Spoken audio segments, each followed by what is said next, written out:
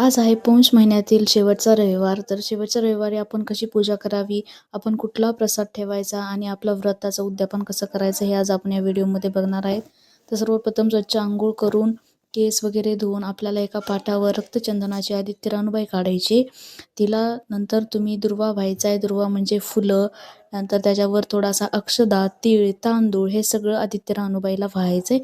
नंतर आपल्या घरामध्ये जे काही फळं असतील, केळी, सफरचंद, वस्त्रमाळ हे सगळं आदित्य रानूबाईला वाहून आपल्याला जे वाण असतो जसं की डाळे, बोरं, ऊस हे सुद्धा सगळं आपल्याला आदित्य रानूबाईला व्हायचे, कारण या सगळ्या गोष्टीचा त्यांना मान असतो. हे सगळं वाहिल्यानंतर तुम्ही तुमची पूजा पूर्ण करून घ्या. तुमच्या घरातही अशी रांगोळी काढ्या सूर्यनारायणाची.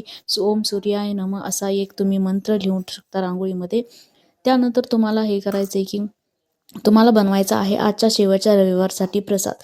तर त्या प्रसादासाठी तुम्ही पुरणपोळी घालू शकता, गूळ खोबऱ्याचा नैवेद्य दाखवू शकता किंवा लोणकढं तूप असंही कडवून तुम्ही या देवाला दाखवू शकता.